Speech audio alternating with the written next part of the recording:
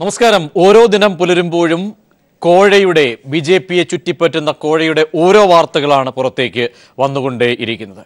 കോഴ വിവാദം അടിതൊട്ട് മുടിവരെ പാർട്ടിയെ പ്രതിരോധത്തിൽ ആക്കുമ്പോൾ മത്സരിക്കുകയാണ് ബിജെപി നേതാക്കൾ മറ്റ് നേതാക്കളെക്കുറിച്ചുള്ള ആരോപണങ്ങൾ പൊതുമധ്യത്തിലേക്ക് എത്തിക്കാൻ. ഇങ്ങനെ തെരുവു തോറും ഒരുപക്ഷെ തെരുവിൽ പോലും കോഴ വിവാദം ചർച്ചയാകുമ്പോൾ മാധ്യമങ്ങളും ഇത് ഏറ്റെടുക്കേണ്ട ഒരു വിഷയമായി മാറിയിരിക്കുന്നു. പാർട്ടിക്കുള്ളിൽ ഇത്തരത്തിലുള്ള വിവാദങ്ങൾ കൊഴുക്കുമ്പോഴാണ് വഴിതെറ്റിയെത്തിയ കാറ്റുപോലെ ഇന്ന് കുമ്മനം രാജശേഖരന്റെ പ്രസ്താവന, അതും പ്രസ്താവന രൂപത്തിൽ മാത്രം പുറത്തേക്ക് വരുന്നത്. പ്രതിരോധിക്കേണ്ട ഈ വിഷയത്തിൽ നിലപാട് വ്യക്തമാക്കേണ്ട കുമ്മനം രാജശേഖരന്റെ വെറുമൊരു പ്രസ്താവന കൊണ്ട് മാത്രം തീരുന്നതാണോ പാർട്ടി പ്രവർത്തകർ, സാധാരണ പ്രവർത്തകർക്കേറ്റ മനസ്സിലെ മുറിവ്? ഈ വിഷയം അതുകൊണ്ട് തന്നെ ഈ ദിനത്തിലും ചർച്ച ചെയ്യുകയാണ്. ഈ ചർച്ച ചെയ്യുമ്പോൾ 5 ചോദ്യങ്ങൾ പ്രസക്തമാവുകയാണ്. ഒന്ന്, ബിജെപിയിലെ കോഴ വിവാദം മഞ്ഞുമലയുടെ ഒരറ്റം മാത്രമെന്ന കാഴ്ചപ്പാടിന് ആക്കം കൂട്ടുന്നത്.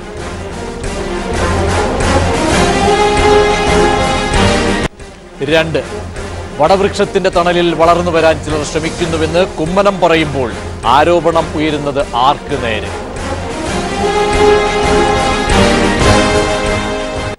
3, ആശുപത്രി കിടക്കയിലിരുന്ന പാർട്ടി പ്രവർത്തകർക്ക് കത്തയച്ചാൽ ഉണങ്ങുന്നതാണോ പ്രവർത്തകർക്കേറ്റ മുറിവ്?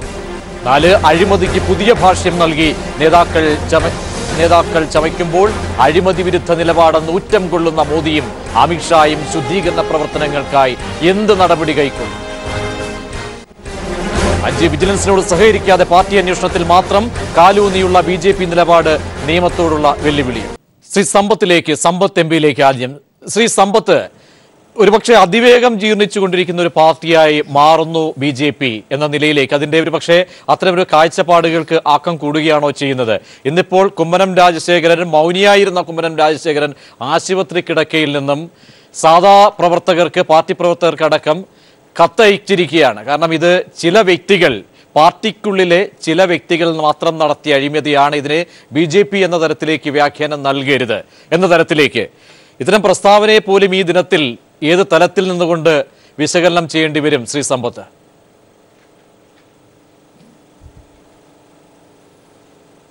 ഞാൻ അദ്ദേഹത്തിൻ്റെ പ്രസ്താവനയെ കാണുന്നത് അദ്ദേഹത്തിന് മുകളിൽ നിന്നാണ്. അത് കാരണം ആ ഒരു വാചകം ഞാൻ അങ്ങനെ പറയുമ്പോൾ ഈ ഒരു പ്രത്യേക വാക്കിന് ബി ജെ പിയിൽ അതിൻ്റേതായ പ്രത്യേക ചില അർത്ഥങ്ങളുണ്ട്. അതുകൊണ്ടാണ് ഞാനതിപ്പോൾ പറഞ്ഞത്. നൽകിയിട്ടുള്ള ചില നിർദ്ദേശങ്ങളുടെ അടിസ്ഥാനത്തിലാണെന്ന് ഞാൻ വിശ്വസിക്കുകയാണ്. ഇവിടെ ഒന്നാമത്തെ കാര്യം, ഈ മാധ്യമങ്ങളിൽ ഇപ്പോൾ വാർത്ത പുറത്തു വന്നത് മെഡിക്കൽ കോളേജിൽ അനുമതി നൽകുന്നത്, അംഗീകാരം നൽകുന്നതുമായി ബന്ധപ്പെട്ട വിഷയത്തിൽ ചില ആളുകൾ കോഴ വാങ്ങിയെന്നും അങ്ങനെ വാങ്ങിയ കോഴ അത് ചില ഇടനിലക്കാർ, ഹവാല ഇടനിലക്കാർ വഴി അത് ഡൽഹിയിൽ എത്തേണ്ടിടത്ത് എത്തി എന്നും ഒക്കെയുള്ള വർത്തമാനങ്ങൾ അത് ബി ജെ പിയുടെ തന്നെ സംസ്ഥാന നേതാക്കൾക്കിടയിൽ ചർച്ചാ വിഷയമാവുകയും ഇത് സംബന്ധിച്ച് അവർ തന്നെ പല മാധ്യമങ്ങളിലും ചർച്ചകളിലുമെല്ലാം പറഞ്ഞപ്പോൾ അച്ചം പത്തായത്തിലുമില്ല എന്നുള്ള നിലയിലേക്കുള്ള ചില വാദഗതികൾ ഉയർത്തുകയും ചെയ്തു. ഞാനിവിടെ ഈ ചർച്ചയിൽ എനിക്ക് പറയാനുള്ളൊരു കാര്യം, ഇതിൽ ആരോപണ വിധേയനായി ആദ്യം ബി ജെ പിക്കാർ തന്നെ നടപടിക്ക് വിധേയനാക്കി വന്ന ഒരു വിനോദുണ്ട്. ആ വിനോദ് തിരുവനന്തപുരത്തുകാരനാണ്. ഈ വിനോദ് ഒരു ഓട്ടോറിക്ഷ ഡ്രൈവറാണ്, അല്ലെങ്കിൽ ഓട്ടോറിക്ഷ ഡ്രൈവർ ആയിരുന്നു. ഈ വിനോദ് ഒരു ഇൻഷുറൻസ് ഏജൻറ്റ് കൂടിയാണ്. ഇപ്പോൾ ഇൻഷുറൻസ് ഏജൻസി പണി നിർത്തിയിട്ടുണ്ടോ എന്നുള്ളത് എനിക്കറിയില്ല. മറ്റൊരു കാര്യം, ഇദ്ദേഹത്തെ ബി ജെ പിയുടെ സഹകരണ സെല്ലിൻ്റെ ഭാരവാഹിയാക്കി. ഇദ്ദേഹം തിരുവനന്തപുരത്ത് തന്നെ ബി ജെ പിയുടെ നിയന്ത്രണത്തിലുള്ള ഒരു സഹകരണ സ്ഥാപനത്തിൻ്റെ ഭാരവാഹി കൂടിയായി പ്രവർത്തിക്കുകയായിരുന്നു. ഇങ്ങനെ പ്രവർത്തിക്കുന്ന ഒരാളിനെ ഒന്നും സാധാരണഗതിയിൽ അത്തരത്തിൽ ഏതെങ്കിലും കാര്യസാധ്യത്തിനായി ആരും സമീപിക്കാറില്ല. അപ്പോൾ അങ്ങനെയാണ് എങ്കിൽ ഇദ്ദേഹം തന്നെ ഇവിടെ ഒരു ഇടനിലക്കാരനോ ഒരു കാരിയറോ ഒരു ഏജൻറ്റോ ആയി പ്രവർത്തിച്ചിട്ടുണ്ടാവണം. അങ്ങനെ പ്രവർത്തിച്ചിട്ടുണ്ട് എങ്കിൽ അദ്ദേഹത്തിന് അതിനു വേണ്ടിയുള്ള, ഞാൻ ഈ പറയുന്ന ഈ ഒരു വ്യക്തിയെ എനിക്ക് അടുത്ത് പരിചയമൊന്നുമില്ല, അതിന് അദ്ദേഹത്തിനെ ആ വിധത്തിൽ ചൂണ്ടിക്കാട്ടിയ അതിനുവേണ്ടി നിയോഗിച്ചത് ആരാണ്? അങ്ങനെ നിയോഗിച്ചതിനെ പറ്റിയാണ് എങ്കിൽ വർക്കല സ്വദേശിയായ ഷാജി പറയുന്നത്, എനിക്ക് വിനോദിനെ അറിയില്ല, സതീഷ് നായരാണ് പറഞ്ഞത് ഇങ്ങനെ ഒരാളുമായുള്ള ഈ ഇടപാടിനെ സംബന്ധിച്ച്. അങ്ങനെയാണ് എങ്കിൽ ഈ സതീഷ് നായർ എന്ന് പറയുന്ന ആൾ എങ്ങനെയാണ് BJPയുടെ നിലവിലുള്ള സംസ്ഥാന പ്രസിഡന്റിന്റെ ഡൽഹിയിലെ PRO ആയത്? അങ്ങനെ ഒരാളെ തൻ്റെ ഔദ്യോഗികമായ പ്രവൃത്തികൾക്ക് സഹായിക്കുന്നതിന് വേണ്ടി PRO ആയി അദ്ദേഹത്തെ നിയോഗിക്കണമെങ്കിൽ അത് ഒരു ചെറിയ ബന്ധമൊന്നും ആകാൻ ഇടയില്ല. ഒന്നുകിൽ അദ്ദേഹവുമായി അടുത്ത വ്യക്തിബന്ധം ഉണ്ടാകണം, അതല്ല എങ്കിൽ മുകളിൽ നിന്ന് തന്നെയുള്ള പ്രത്യേക നിർദ്ദേശാനുസരണമാകണം. ഇനി മറ്റൊരു കാര്യം കൂടി എനിക്കിവിടെ പറയാനുള്ളത്, ഇവിടെ ഒരു പ്രത്യേക പേര് ഞാൻ പരാമർശിക്കുകയാണ്. അത് പൂർണ്ണമായ ഉത്തരവാദിത്വത്തോടു കൂടിയാണ് ഞാനിപ്പോൾ പരാമർശിക്കുന്നത്. കഴിഞ്ഞ UDF ഗവൺമെന്റിന്റെ കാലത്ത് ഡൽഹിയിലെ കേരള ഹൗസിൽ അസിസ്റ്റന്റ് ലൈസൺ ഓഫീസറായി പ്രവർത്തിച്ചിരുന്ന കണ്ണദാസ് എന്ന് പറയുന്ന ഒരു വ്യക്തിയെ ഇപ്പോൾ പല ചർച്ചകളിലും ആരും പറയാറില്ല. ഈ കണ്ണദാസ് എന്ന് പറയുന്ന വ്യക്തി UDF ഗവൺമെന്റിന്റെ കാലത്ത് കേരള ഹൗസിലെ അസിസ്റ്റന്റ് ലൈസൺ ഓഫീസറായി വന്നയാൾ എങ്ങനെയാണ് ഇപ്പോഴത്തെ NDA ഗവൺമെന്റ് വന്നതിന് ശേഷം BJP ലോക്സഭയിലേക്ക് നോമിനേറ്റ് ചെയ്തതായ 2 ആംഗ്ലോ ഇന്ത്യൻ നോമിനികളിൽ ഒരാൾ കേരളത്തിൽ നിന്നുള്ള തലശ്ശേരിക്കാരനാണ്. ആ തലശ്ശേരിക്കാരൻ്റെ പ്രൈവറ്റ് സെക്രട്ടറിയായി എങ്ങനെയാണ് ഈ കണ്ണദാസ് വന്നെത്തിയത്? ഒന്നുകിൽ ഈ പറയുന്ന പാർലമെന്റ് അംഗവുമായി അദ്ദേഹത്തിനുള്ള ബന്ധം അത്ര അടുത്തതായിരിക്കണം, അതല്ല എങ്കിൽ നേതൃത്വത്തിൽ നിന്ന് ഇദ്ദേഹത്തെ പ്രൈവറ്റ് സെക്രട്ടറിയായി നിയോഗിക്കുന്നതിനുള്ള പ്രത്യേക നിർദ്ദേശം നൽകിയിട്ടുണ്ടാവണം.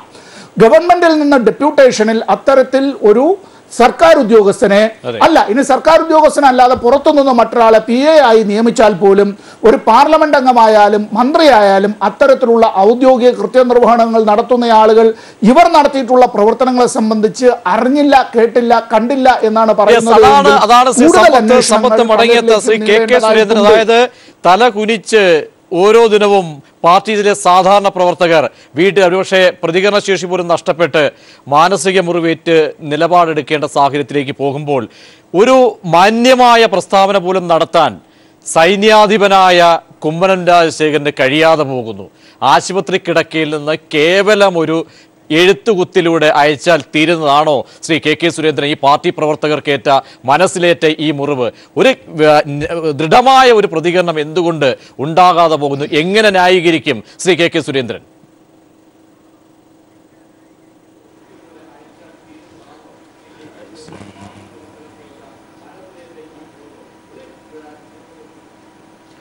പ്രജേഷ്, ആദ്യമായിട്ട് ഞാൻ സംസാരിച്ചു കൊണ്ടിരിക്കുമ്പോൾ എനിക്ക് ഇടപെടാൻ സമ്മതിക്കാതെ മ്യൂട്ട് ചെയ്യരുത് എന്ന് ഞാൻ അഭ്യർത്ഥിക്കുകയാണ്.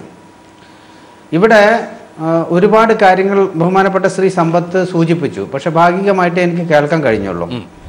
പക്ഷെ ഇവിടെ പ്രജീഷ് സൂചിപ്പിച്ച കാര്യങ്ങളിലേക്ക് ആദ്യം ഞാൻ കടക്കാം. മഞ്ഞുമലയുടെ അറ്റം ഏതാണ് മഞ്ഞുമല എന്നത് ഇവിടെ കോടിയേരി ബാലകൃഷ്ണന്റെ ഭാവനയിൽ മാത്രമാണ് അത്തരമൊരു മഞ്ഞുമല.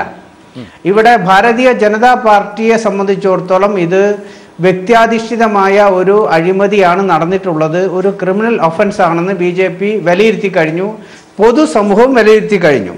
പൊതുസമൂഹത്തിന്റെ വിലയിരുത്തലായിട്ടില്ലല്ലോ ശ്രീ KK സുരേന്ദ്രൻ. അതായത് ഇടപെടേണ്ട സ്ഥലത്ത് ഇടപെടേണ്ടി വരുന്നതുകൊണ്ടാണ്. അതായത് ശ്രീ KK സുരേന്ദ്രൻ കേൾക്കാമെങ്കിൽ, അതായത് ഇവിടെ ചില വ്യക്തികൾ പാർട്ടിയിലെ ചില വ്യക്തികൾ മാത്രം നടത്തിയ അഴിമതി എന്ന തരത്തിലേക്ക് വ്യാഖ്യാനിക്കുന്നത് ഏതർത്ഥത്തിലാണ് താങ്കളും താങ്കളുടെ നേതാക്കളും?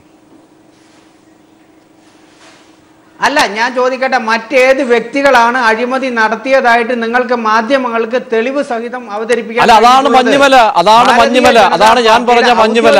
അല്ലെങ്കിൽ കോടിയുടെ വാക്കാണെങ്കിൽ അങ്ങനെ കടമെടുത്തെന്ന് വ്യാഖ്യാനിച്ചോളൂ. അതാണ് ഞാൻ പറഞ്ഞ മഞ്ഞുമല. ഓരോ ജില്ലകൾ തോറും ഓരോ റിപ്പോർട്ടർമാരും അല്ലെങ്കിൽ ഓരോ ചാനലിനെ പോകുമ്പോൾ ഞെട്ടിക്കുന്ന വാർത്തകൾ വരും ദിവസങ്ങളിൽ വരും.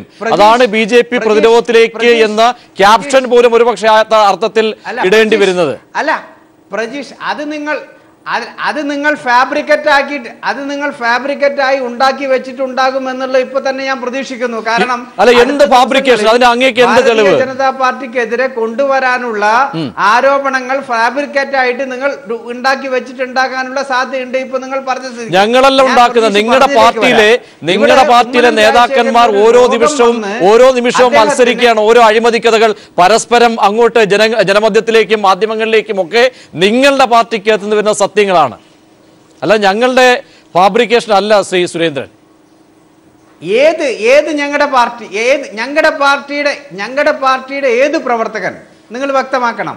ഞങ്ങളുടെ പാർട്ടിയുടെ ഏത് നേതാവ്? നിങ്ങൾ അങ്ങനെ കാടടച്ച് വെടിവെക്കരുത്. ഇവിടെ പ്രജീഷ് ചോദിച്ച ചോദ്യത്തിലേക്ക് ഞാൻ വരാം. ഇവിടെ കുമ്മനം രാജശേഖരൻ രോഗശയ്യയിൽ കിടന്നുകൊണ്ടാണ് ഭാരതീയ ജനതാ പാർട്ടിയെ ആക്രമിച്ചുകൊണ്ടിരിക്കുന്ന ഭാരതീയ ജനതാ പാർട്ടിക്കെതിരെ ഭാരതീയ ജനതാ പാർട്ടിയെ തകർക്കാനുള്ള ഗൂഢാലോചന നടത്തിയത്. ആ നടത്തിയവർക്കെതിരെ കരുതിയിരിക്കണമെന്ന് ഭാരതീയ ജനതാ പാർട്ടി പ്രവർത്തകരോട് ആഹ്വാനം ചെയ്യുന്നത്. മറ്റൊന്ന്, വിജിലൻസ് അന്വേഷണവുമായി ഞങ്ങൾ സഹകരിക്കുന്നില്ല എന്ന പ്രജീഷിന്റെ ആരോപണം വസ്തുതാ വിരുദ്ധമാണ്. വിജിലൻസ് അന്വേഷണവുമായി സർവാത്മന അതിലേക്ക് നമുക്ക് ഒരു ഘടകമായി തന്നെ പരിശോധിക്കേണ്ട വിഷയമാണ്. ഞാൻ മടങ്ങിയെത്താം ശ്രീ പ്രവീൺ പരമേശ്വരൻ. അതായത് താങ്കൾ ഷഫീറിലേക്ക് എത്തും മുമ്പ് എങ്ങനെയാണ് ഈ ഘട്ടത്തിൽ ഒരു പക്ഷേ മാധ്യമങ്ങളുടെ മേലോ അല്ലെങ്കിൽ കുമ്മനത്തിന്റെ ഇന്നത്തെ പ്രസ്താവനയാണല്ലോ നമ്മൾക്ക് ഇന്നത്തെ ഒരുപക്ഷെ ഈ ദിനത്തിലെ ചർച്ചയ്ക്ക് ആധാരമായി വരുന്നത്, ഈ പ്രസ്താവനയെ പോലും താങ്കൾ എങ്ങനെയാണ് കാണുന്നത്? ഒരർത്ഥത്തിൽ നോക്കിക്കഴിഞ്ഞാൽ സാധാരണ പ്രവർത്തകർ എന്ന തലത്തിലേക്ക് ഇന്ന് പ്രചരിക്കുന്ന വാട്സപ്പ് മെസ്സേജുകളുണ്ട്. ഒരുപക്ഷെ ഒരു കൂട്ടം നേതാക്കന്മാർ മറുവശത്ത് നിന്നും അഴിമതി അങ്ങോട്ട് ആരോപിക്കുന്നു, അവിടെ നിന്നും ദൃഢമായ രീതിയിൽ തന്നെ തിരിച്ചുമുള്ള ഇതൊക്കെ ഒരുപക്ഷെ വസ്തുതാപരമായിട്ട് തന്നെ പുറത്തേക്ക് വരികയാണ്. ഇന്ന് ഈ നിമിഷത്തിൽ പരിശോധിക്കുമ്പോൾ ഇതിൻ്റെയൊക്കെ തന്നെ വസ്തുതകൾ തേടേണ്ടത് പാർട്ടിക്കുള്ളിൽ മാത്രമാണ്. ആ ഒരു അന്വേഷണ കമ്മീഷനിൽ മാത്രം തീരുന്ന വിഷയങ്ങളാണോ ശ്രീ പ്രവീൺ? പ്രജീഷ്, ഒന്ന് രണ്ട് കാര്യങ്ങൾ നമ്മളിവിടെ നോക്കണം. ഒന്ന്, ഈ കറപ്ഷൻ്റേതായിട്ടുള്ള ഒരു സിനാരിയോ നമ്മളൊരു വളരെ ക്യാപിറ്റലിസ്റ്റിക് ആയിട്ടുള്ള ഒരു സൊസൈറ്റിയിലാണ്. കാരണം എത്രമാത്രം ഇന്ത്യ ഇനിയും ക്യാപിറ്റലിസത്തിലേക്ക് വന്നിട്ടില്ല എന്ന് പറഞ്ഞാലും അത്തരത്തിലൊരു സൊസൈറ്റിയിലാണ് നമ്മൾ നിൽക്കുന്നത്. ആ ഒരു സൊസൈറ്റിയിൽ പണത്തിനും പവറിനും, മണിക്കും പവറിനും അതിൻ്റേതായിട്ടുള്ള ഇമ്പോർട്ടൻസ് ഉണ്ട്. കാരണം ഈ ഒരു ക്യാപിറ്റലിസ്റ്റ് സൊസൈറ്റിയുടെ ഹീറോസ് അവരാണ്. ആ പറയുന്ന രണ്ട് ഹീറോസിലേക്കും എത്താൻ വേണ്ടി ശ്രീ പ്രവീൺ, അതായത് ഈ സാമ്പത്തികമാണ് ഈ രാഷ്ട്രീയത്തിന്റെ ആധാരം എന്ന തരത്തിലേക്ക് അല്ല, അങ്ങനെ ഒരു മാനം നൽകുന്നു ഇവിടെ. മാനം നൽകി കഴിഞ്ഞിരിക്കുന്നു. ഞാൻ പറഞ്ഞു വരുന്നത്, അതായത് സാമ്പത്തികമാണ് അല്ലെങ്കിൽ പവറാണ് രാഷ്ട്രീയത്തിന്റെ അടിസ്ഥാനം എന്നുള്ള നിലയിലേക്കുള്ള മാനം മാത്രമേ പലപ്പോഴും ഒരു പ്യോർലി ക്യാപിറ്റലിസ്റ്റിക് സൊസൈറ്റിയിൽ അതിനെ അനുകൂലിച്ച് നിൽക്കുന്ന ഏത് രാഷ്ട്രീയ കക്ഷിക്കും നൽകാൻ കഴിയത്തുള്ളൂ. അതല്ലാതെ മറ്റെന്ത് മാനമാണ് നൽകാൻ കഴിയുക? ആ ഒരു കച്ചവടത്തിനോട് ഏറ്റവും അടുത്ത് നിൽക്കുന്ന ഒരു ഏത് രാഷ്ട്രീയ സംവിധാനത്തിനായി കഴിഞ്ഞാലും. ഒന്ന്. രണ്ട്, അതിന് മറ്റൊരു മാനം നൽകാൻ കഴിയണമെങ്കിൽ രണ്ട് തരത്തിൽ കാര്യങ്ങളാകാൻ നമുക്ക് പറ്റണം. ഒന്നാമത്തത്, ഏറ്റവും കൃത്യമായ നിയമ സംവിധാനങ്ങളെ കൊണ്ടുവന്ന് അതിനെ കേർബ് ചെയ്യാൻ അല്ലെങ്കിൽ അടച്ചു നിർത്താൻ വേണ്ടി കഴിയണം. ഒന്ന്. അതല്ല എന്നുണ്ടെങ്കിൽ സിസ്റ്റംസ് വളരെ ട്രാൻസ്പെറന്റ് ആവുന്ന രീതിയിലേക്ക് മാറണം. ഇതിൽ ഈ പെർട്ടിക്കുലർ സിനാരിയോയിലേക്ക് നോക്കാം. ഇവിടെ കറപ്ഷൻ ആരുടെ പേരിൽ നടന്നിട്ടുണ്ട് എന്നിരുന്നാലും ആ കറപ്ഷനെ ഏത് രാഷ്ട്രീയ പാർട്ടിയും നോക്കൂ, അത് BJP ആണെന്ന് മാത്രം ഞാൻ പറയുന്നില്ല. പലപ്പോഴും നമ്മുടെ രാഷ്ട്രീയ സംവിധാനത്തിന്റെ ഒരു പ്രശ്നം അതാണ്. ഇവിടെ അവർക്ക് തെറ്റാണെന്ന് കണ്ടു കഴിഞ്ഞാൽ പോലും സമൂഹത്തിൽ അതിനെ വല്ലാത്ത രീതിയിൽ ഡിഫെൻഡ് ചെയ്ത് നിർത്തേണ്ടി വരും. ഇപ്പൊ ഈ ഇരിക്കുന്ന ശ്രീ സുരേന്ദ്രൻ ഉൾപ്പെടെയുള്ള മുഴുവൻ ആൾക്കാർക്കും അറിയാം അതിനുള്ളിൽ തെറ്റ് നടക്കുന്നുണ്ടെന്ന്. പക്ഷെ അൺഫോർച്ചുനേറ്റ്ലി അതിനെ ഡിഫെൻഡ് ചെയ്ത് നിർത്താൻ വേണ്ടിയിട്ടുള്ള വാരിയേഴ്സ് ആയിട്ട് ഇവർക്ക് മുന്നിലേക്ക് വരേണ്ടി വരുന്നു. പക്ഷേ പ്രവീണ്, ഡിഫൻസ് വേണം. അത് ഒരുപക്ഷെ അനിവാര്യതയായിരിക്കും ഓരോരുത്തരുടെയും. ഒരുപക്ഷെ അവരുടെ ഈ BJP-യിൽ ഒരു അഴിമതി കണ്ടു, അഴിമതിക്കാരനെ BJP പുറത്താക്കി. അങ്ങനെയല്ലാണ് BJP സ്വീകരിച്ചത്. അതോടുകൂടി എല്ലാം തീർന്നുപോയെന്ന് അതിന്റെ സംശയമില്ല. ശ്രീ പ്രവീൺ, അതായത് പറഞ്ഞു വരുന്നത് പ്രതിരോധങ്ങൾ ആവശ്യമാണ്, പക്ഷേ ബാലിശമായ പ്രതിരോധങ്ങളോ അല്ലെങ്കിൽ പ്രതികരണങ്ങളോ ആയി പോകരുത്. അങ്ങനെ ആകുന്നില്ല ഇവിടെ ചോദ്യം. ഞാൻ പറഞ്ഞു വന്ന ഒറ്റ സ്റ്റേറ്റ്മെന്റ് കൂടെ ഉള്ളൂ. അതായത് ഈ അഴിമതിയെ നിർത്താൻ നമുക്ക് കഴിയണം. സുരേന്ദ്രൻ മടങ്ങിയെത്താം. പ്രവീൺ പറഞ്ഞു തീർക്കട്ടെ. ഒരു നിമിഷം. സുരേന്ദ്രൻ മടങ്ങിയെത്താം. താങ്കളിലേക്ക് എത്താം. ഒരു നിമിഷം, ഒറ്റ നിമിഷം. അപ്പൊ ഈ അഴിമതിയെ നിർത്താൻ കഴിയണമെങ്കിൽ എന്ത് ചെയ്യണം? ശക്തമായ ലീഗൽ നിയമ സംവിധാനത്തിൽ നിന്നുള്ള ഇടപെടലുകളോ അല്ലെങ്കിൽ ഒരു ട്രാൻസ്പെറൻസിയോ ഉണ്ടാവണം. ഈ പെർട്ടിക്കുലർ കേസിലേക്ക് നമുക്ക് എടുക്കാം. ഈ കേസിൽ BJP-യുടെ അടുത്തേക്ക് ഇതിൽ അഴിമതി നടന്നു എന്ന് പറയുന്ന ഒരു വിവരം എത്തുകയാണ്. ആ വിവരം ഏത് സോഴ്സിൽ നിന്നും എത്തിയതായിക്കോട്ടെ, എത്തുകയാണ്. അങ്ങനെ ഒരു വിവരം വന്നപ്പോഴാണല്ലോ ഈ ഒരു അന്വേഷണ കമ്മീഷന്റെ നിലപാടിലേക്ക് അവർക്ക് പോകേണ്ടി വന്നത്. കറപ്ഷനെ കൃത്യമായി അടിച്ചൊതുക്കണം എന്ന് താല്പര്യമുള്ള രാഷ്ട്രീയ കക്ഷിയാണ് എങ്കിൽ അവരവിടെ ചെയ്യേണ്ടത് എന്തായിരുന്നു? പാർട്ടി ഒരു അന്വേഷണം നടത്തി ഒരാളെ പുറത്താക്കുകയാണോ? മറിച്ച് മാസങ്ങൾക്ക് മുമ്പ് ഈ കറപ്ഷൻ്റെതായ ഒരു വിഷയം അവർ അറിയുമ്പോൾ തന്നെ ഒന്നുകിൽ കേന്ദ്ര സർക്കാർ സംവിധാനങ്ങളിലേക്ക് അല്ലെങ്കിൽ സംസ്ഥാന സർക്കാർ സംവിധാനങ്ങളിലേക്ക് ഇങ്ങനെ ഒരു വിഷയം നടക്കുന്നുണ്ടെന്ന് ചൂണ്ടിക്കാണിച്ചു കൊടുക്കുകയും ഒരു ഇൻഫർമേഷൻ കൊടുക്കുകയും ഉത്തരവാദിത്തപ്പെട്ട രാഷ്ട്രീയ കക്ഷി എന്നുള്ള നിലയിൽ ഇന്നയാൾ പക്ഷേ അവിടെ ഈ സൈന്യാധിപൻ വരെ ആരോപണം ഇത് ഞങ്ങളുടെ ആളല്ല. രണ്ട് വ്യക്തികൾ തമ്മിൽ നടക്കുന്ന സംഭവത്തെ പറഞ്ഞോളൂ പ്രവീൺ രണ്ട് വ്യക്തികൾ നടക്കുന്ന സംഭവത്തെ അതിന് ഒരു രാഷ്ട്രീയ കക്ഷി എന്ന നിലക്ക് ആ രാഷ്ട്രീയ കക്ഷിക്ക് എടുക്കാൻ പറ്റാവുന്ന പരമാവധി ശിക്ഷയാണ് ഭാരതീയ രാഷ്ട്രീയ കക്ഷി അല്ല, അതിനപ്പുറത്തേക്കും മറ്റെന്താണ്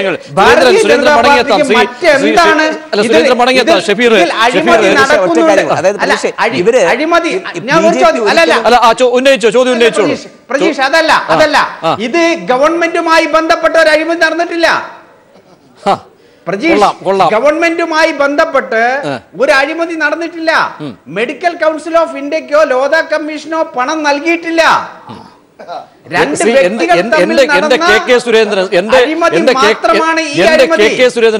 അങ്ങേ പോലെയുള്ള ഞാൻ വിചാരിച്ചു, കാരണം ഇങ്ങനെയുള്ള ഒരു ബാലിശമായ പ്രതികരണങ്ങളിലേക്ക് ഒരു പക്ഷേ പോകരുത്. ഇന്ന് കുമ്മനം നടത്തുന്ന പ്രസ്താവനയ്ക്കും അപ്പുറത്തേക്ക് പോകരുത് താങ്കൾ. അതായത് ഈ പറയുന്ന മെഡിക്കൽ കൗൺസിൽ ഓഫ് ഇന്ത്യ, അവിടെ ആരോഗ്യ മന്ത്രാലയത്തിന് കീഴിൽ വരുന്ന ഒരു സംവിധാനം, ഇത് അതെ ഇങ്ങനെയുള്ള അവിടെ സർക്കാരുമായിട്ട് യാതൊരു ബന്ധവുമില്ല, അല്ലെങ്കിൽ ഇവിടെ അധികാര ദുർവിനിയോഗം അല്ലെങ്കിൽ അതിന്റെ തലങ്ങളൊന്നുമില്ല എന്ന് താങ്കൾ എങ്ങനെ, താങ്കളെ പോലെ അല്ലെങ്കിൽ ഇതേ അഭിപ്രായം തന്നെയാണ് സർക്കാരുമായി ബന്ധമുണ്ടെങ്കിൽ, അഴിമതി നടന്നിട്ടുണ്ടെങ്കിൽ ആ കോളേജിന് അനുമതി ലഭിക്കുമായിരുന്നു പ്രജീഷ്. ഞാൻ ഒരു അഡ്വക്കേറ്റ് കൂടിയാണ് ആ ഒരു തലത്തിൽ. രാഷ്ട്രീയം കാണണ്ട, രാഷ്ട്രീയത്തിന് അപ്പുറത്തേക്ക് അഡ്വക്കേറ്റ് കൂടിയാണ്, ആ തലത്തിൽ സംസാരിക്കുക. ഞാൻ ഈ ചർച്ചയിൽ രണ്ടുപേരെ അഭിവാദ്യം ചെയ്യുക. ഒന്ന്, ഈ വിഷയം ഞങ്ങൾ ഒരു കറപ്റ്റഡുമില്ലാത്ത വ്യത്യസ്തമായ പാർട്ടിയാണെന്ന് ഇന്ത്യൻ പാർലമെന്റിനകത്ത് പ്രസംഗിച്ച നരേന്ദ്രമോദി പ്രധാനമന്ത്രിയുടെ സാന്നിധ്യത്തിൽ അഴിമതിയെ എണ്ണി പറഞ്ഞ സഖാവ് സമ്പത്ത് എം പിയെ, ആറ്റിങ്ങൽ എം പിയെ കോൺഗ്രസ് പ്രവർത്തകരാണെങ്കിലും ഞാൻ ഈ ഘട്ടത്തിൽ അഭിവാദ്യം ചെയ്യുക. രണ്ട്, ചാനൽ ചർച്ചകളിൽ കോൺഗ്രസിനെതിരെയോ കമ്മ്യൂണിസ്റ്റിനെതിരെയോ എന്തെങ്കിലും അഴിമതി ആരോപണം വരുമ്പോൾ ഒരു വല്ലാത്ത തള്ളോടുകൂടി എല്ലാ ചാനലിലും പിന്നെ ആഡംബര കാറുകളിൽ വന്നിറങ്ങിയിരുന്ന ഒരൊറ്റ നേതാവും ഈ വിഷയങ്ങൾ ചർച്ച ചെയ്യാൻ വരുന്നില്ല. കെ സുരേന്ദ്രൻ വന്നതിൽ അദ്ദേഹത്തെ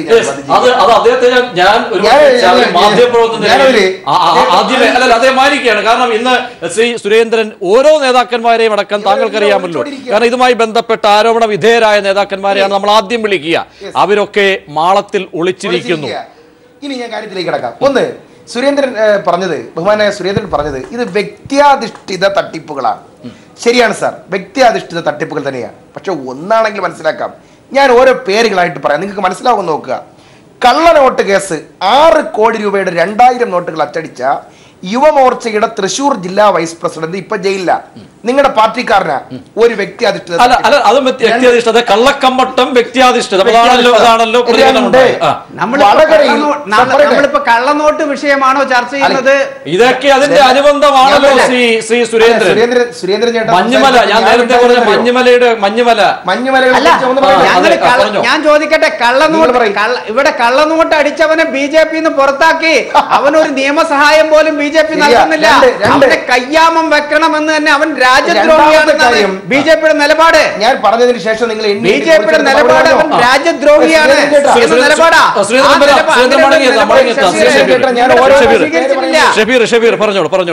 പേരുകൾ പറയും, നിങ്ങൾ കുറിച്ച് വെച്ചോ, നിങ്ങൾ മറുപടി പറഞ്ഞോ. രണ്ടാമത്തെ ആള്, വടകരയിൽ നിങ്ങളുടെ സംസ്ഥാന സെക്രട്ടറി ശ്രീ B ഗോപാലകൃഷ്ണൻ അന്വേഷണം നടത്തിയ ദേശീയ കൗൺസിലിന്റെ പേരിൽ നടത്തിയ വ്യാജ രസീത് തട്ടിപ്പുകൾ വടകരയിലെ പ്രസ്സിൽ അച്ചടിച്ചത്, അത് രണ്ടാമത്തെ അഴിമതി.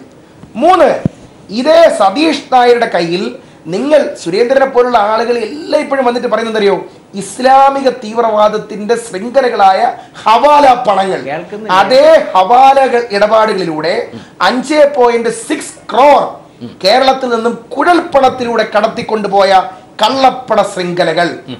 4, മെഡിക്കൽ കോളേജ് അഴിമതിയിൽ പരാമർശിക്കപ്പെട്ട മടങ്ങിയെത്താം. താങ്കളുടെ മൈക്കിലെ സാങ്കേതിക പ്രശ്നം കൊണ്ട് കേൾക്കാൻ അതിലേക്ക് മടങ്ങിയെത്താം. ശ്രീ സുധീഷ് ബിന്നി കൂടി നമ്മോടൊപ്പം ചേരുകയാണ്. ശ്രീ സുധീഷ് ബിന്നി ഒരുപക്ഷേ ഒരുപാട് കാര്യങ്ങൾ അറിയാവുന്ന ഒരു വ്യക്തിയാണ്, കാരണം ഇതിൻ്റെയൊക്കെ പിന്നാമ്പുറങ്ങളൊക്കെ മനസ്സിലാക്കുന്ന ഒരു വ്യക്തിയാണ് താങ്കൾ. സുധീഷ് ബിന്നി നോക്കുന്നത് പോലെ ഇതിനും അപ്പുറത്തേക്ക് ഇനിയും ആ മഞ്ഞുമലയുടെ ഒരു അറ്റമെന്ന് നമ്മൾക്ക് ആവർത്തിക്കപ്പെടേണ്ടി വരുന്നത് എന്തുകൊണ്ടാണ്? ഇതിൻ്റെ വ്യാപം അഴിമതിയേക്കാൾ അല്ലെങ്കിൽ അതിനേക്കാളും അപ്പുറത്തേക്ക് ഒരു പക്ഷേ നമുക്ക് താരതമ്യം ചെയ്യേണ്ടി വരുമോ? എങ്ങനെയാണ് താങ്കൾ പുതിയ അറിവുകൾ പങ്കുവയ്ക്കുന്നത്?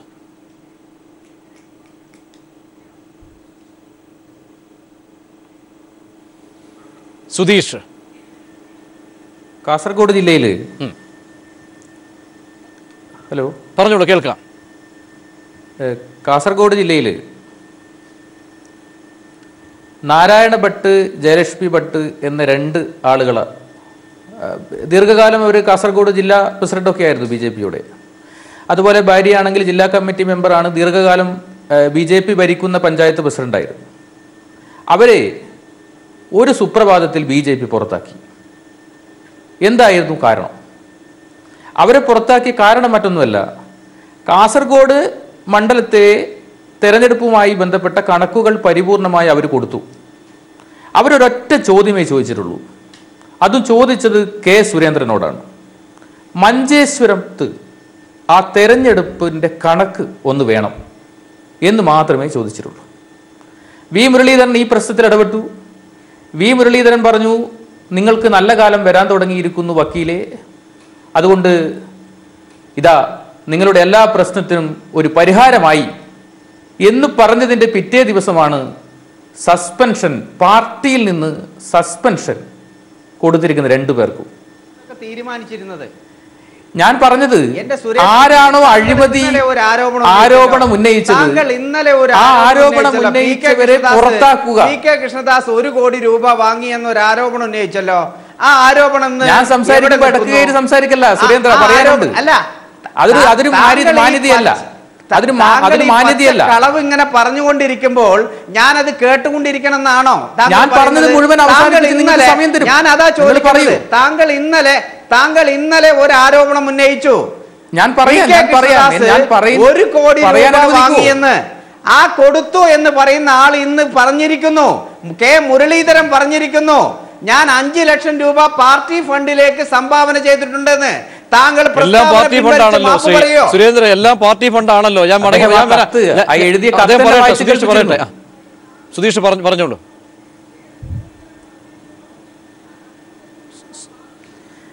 അദ്ദേഹം എന്നെ ഫോണിൽ വിളിച്ചിട്ട് ആ കത്ത് വായിച്ച് കേൾപ്പിച്ചിരുന്നു. ആ കത്തിൽ എഴുതിയത് വളരെ മനോഹരമായ വാക്ക. കൃഷ്ണദാസെ അങ്ങേക്ക് സുഖമല്ലേ? ആരോപണങ്ങൾ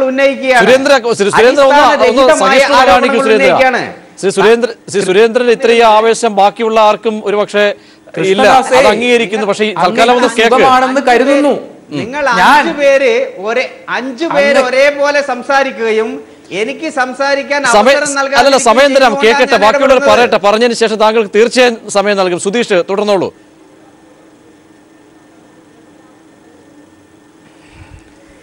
ഈ പറയുന്ന വ്യവസായി എന്നെ വിളിച്ചിരുന്നു. അദ്ദേഹം ആ കത്ത് വായിച്ച് കേൾപ്പിച്ചു. ആ കത്തിൽ പറയുന്നത്, കൃഷ്ണദാസെ അങ്ങക്ക് സുഖമല്ലേ?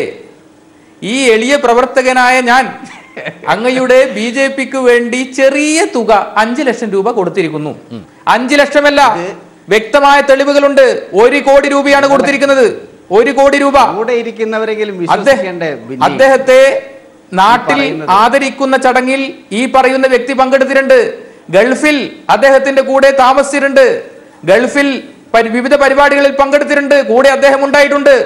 ഞാൻ വ്യക്തമായ കാര്യമാണ് പറഞ്ഞത്.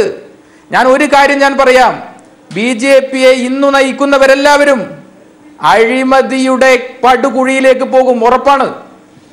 രാമായണ മാസം വന്ന സമയത്ത് സമ്പത്ത്, അതായത് ഈ ഓരോ ജില്ലകൾ, കാസർഗോഡ് കാര്യമാണ് ഒരു ഉദാഹരണമായിട്ട് സുധീഷ് പറയുന്നത്. അങ്ങ് ഒരുപക്ഷെ കാസർഗോഡ് നിന്ന് തിരുവനന്തപുരം വരെ പരിശോധിച്ചാൽ, ജില്ലകൾ പരിശോധിച്ചാൽ ഓരോ ജില്ലയിൽ നിന്ന് മണ്ഡലങ്ങൾ കേന്ദ്രീകരിച്ച് പോലും മണ്ഡലത്തിലെ ഭാരവാഹികൾ പോലും അവരുടെയൊക്കെ തന്നെ സാമ്പത്തിക സ്രോതസ് അന്വേഷിക്കണം. ആ രീതിയിലേക്ക് കാര്യങ്ങൾ പോകുമ്പോൾ ഇതൊരു വ്യക്തിപരമായ, അല്ലെങ്കിൽ ചില വ്യക്തികൾ നടത്തുന്നതാണ്. അവിടെ തൃശ്ശൂരിൽ കള്ളക്കമ്മട്ടം, അതും വ്യക്തിപരം. വടകരയിലെ സംഭവം വ്യക്തിപരം, ഇതും വ്യക്തിപരം. അവിടെ നടപടി ഞങ്ങൾ എടുത്തു കഴിഞ്ഞിരിക്കുന്നു. ഇവിടെ പറയുന്ന വിജിലൻസ് സംവിധാനമോ അല്ലെങ്കിൽ ഇൻകം ടാക്സോ അതൊന്നും മാനിക്കുന്നില്ല. ഇവർ തന്നെ നടപടിയെടുത്ത് കൈ കഴുകി, അല്ലെങ്കിൽ ഇത് ജനം എങ്ങനെ വിശ്വസിക്കും? ശ്രീ സമ്പത്ത്,